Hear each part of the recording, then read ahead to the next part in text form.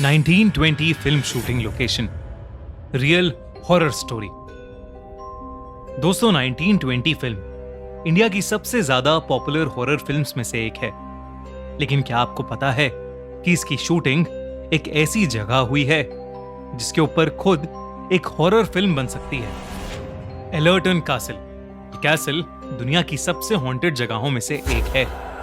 ये सिर्फ अपनी ब्यूटी के लिए ही नहीं बल्कि अपने हॉरर लेजेंड्स के लिए भी फेमस है। लेकिन इसके बावजूद इस कासल में आज भी कई वीआईपी पार्टीज और गेट टुगेदर्स होते हैं। इसी के चलते विलियम्स फैमिली ने भी डिसाइड किया था कि वो अपनी छोटी बेटी कैरन की बर्थडे पार्टी एलर्टन कासल में ही थ्रो करेंगे। विलियम्स फैमिली कई सालों से लंदन में रह रही थी और उनकी छोटी बेटी कैरन 10 साल की होने वाली थी। कैरन का एक बड़ा भाई भी था जिसका नाम हैरी था। हैरी अपने घर में किसी से भी ज्यादा बात नहीं करता था। सबको लगता था कि शायद टीनेजर होने की वजह से वो शांत रहता है, मगर कैरन को हमेशा ही लगता था कि हैरी बहुत परेशान रहता है। हैरी ने अपने पेरेंट्स को एलर्टन कासल आने से कई बार मना किया था, मगर उन्होंने उसकी बात नहीं सुनी और कासल को 5 दिन के लिए बुक कर लिया। 5वें दिन कैरन की बर्थडे पार्टी थी। विलियम्स फैमिली जैसे ही एलर्टन कासल पहुंचे, हैरी के हाव भाव और ज्यादा बदल गए। ये बात कैरन ने नोटिस कर ली और उसने अपने भाई से पूछने की कोशिश की कि आखिर बात क्या थी, मगर वो कुछ नहीं बोला। उन्हें वहां पहुंचते पहुंचते रात हो गई थी और इसी वजह से विलियम्स फैमिली खाना खा के सोने चली गई। अपने रूम तक जाते हुए कैरन को स्टेयरकेस पर एक बच्चा दिखा जिसकी उम्र लगभग उसके जितनी ही थी। कैरन ने हाथ हिलाकर उस बच्चे को वेव किया, मगर वो बच्चा सीढ़ियों से ऊपर भाग गया। कैरन भी उसके पीछे पीछे जाने लगी और उसने देखा कि वो बच्चा उसके भाई हैरी के रूम में घुस रहा था।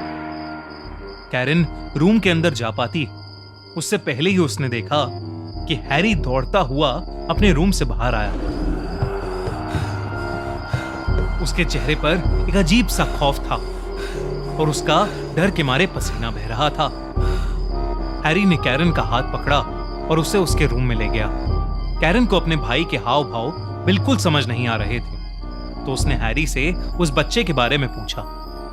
हैरी ये सुनकर चौंक गया और उसने कैरन को उस बच्चे से दूर रहने को कहा। इसके बाद वो दोनों अपने अपने रूम में सो गए। सोते हुए कैरन को ऐसा लगा कि जैसे उसके सर पर किसी ने हाथ रखा था और धीरे धीरे वो हाथ उसके गले तक जा रहा था और अचानक ही उसे चोक करने लगा था। कैरन ने जैसे ही आंख खोली, उसके होश उड़ गए। हैरी उसके ऊपर बैठा उसका गला दबा रहा था। कैरन डर के मारे चिल्लाने लगी और तभी उसके पेरेंट्स भागते हुए रूम में आ गए। कैरन ने अपने पेरेंट्स को बताया कि कैसे हैरी उसे मारने की कोशिश कर रहा था। उसके पेरेंट्स ये सुनकर घबरा उठे। हैरी ने कभी भी ऐसा कुछ नहीं किया था। हैरी अचानक ही रोने लगा और कहने लगा कि जब उसने देखा तो कैरन की जगह कोई डरावना सा इंसान बेड पर सोया हुआ था और इसलिए हैरी ने उस पर हमला किया था। उसके पेरेंट्स को लगा कि शायद हैरी को किसी तरीके का भ्रम हुआ होगा, इसलिए उस रात उन्होंने हैरी को अपने रूम में ही सुला लिया। उस रात के बाद ज्यादातर हैरी अपने रूम में ही रहता था और वो अपने रूम की खिड़की से गार्डन में खेल रही कैरन को देखता रहता था। कैरन की बर्थडे पार्टी से 2 दिन पहले उसके मॉम डैड एलर्टन कासल से दूर किसी काम से गए थे। कैरन को कासल में अक्सर वो बच्चा नजर आया करता था जिसे उसने पहले दिन देखा था। उसी रात कैरन अपने रूम में बैठी अपनी बर्थडे ड्रेस को पहनकर देख रही थी कि तभी उसने शीशे में देखा कि वही बच्चा उसके रूम में झांक रहा है। कैरन जैसे ही मुड़ी तो वो बच्चा अब वहां नहीं था। कैरन दरवाजे से निकलकर कॉरिडोर में गई और उसने देखा कि वो बच्चा स्टेयरकेस के पास खड़ा स्माइल कर रहा था, मानो कैरन को अपने साथ खेलने के लिए बुला रहा हो। कैरन भी उसकी तरफ बढ़ने लगी, मगर तभी अचानक कुछ ऐसा हुआ कि कैरन के पैरों तले जमीन खिसक गई। कॉरिडोर के अंधेरे से एक बहुत ही डरावना आदमी हाथ में हथौड़ा लिया आया और उसने वो हथौड़ा सीधा उस बच्चे के सर पर मार दिया। वो बच्चा उस वार की वजह से सीढ़ियों से नीचे गिर गया और नीचे गिरते ही गायब हो गया। कैरन ये देखकर बहुत जोर से चिल्ला पड़ी। उस आदमी की नजर कैरन की ओर गई और वो उसकी तरफ आने लगा। तभी हैरी वहां आ गया और उसने अपनी बहन कैरन को धक्का दिया और खुद उस आदमी के सामने आ गया। वो आदमी हैरी के आर पार हो गया, पर ऐसा होते ही वो आदमी भी वहां से गायब हो गया। मगर हैरी बुरी तरह कांपने लगा। उसकी आंखें सफेद हो गईं और उसके मुंह से झाग निकलने लगे।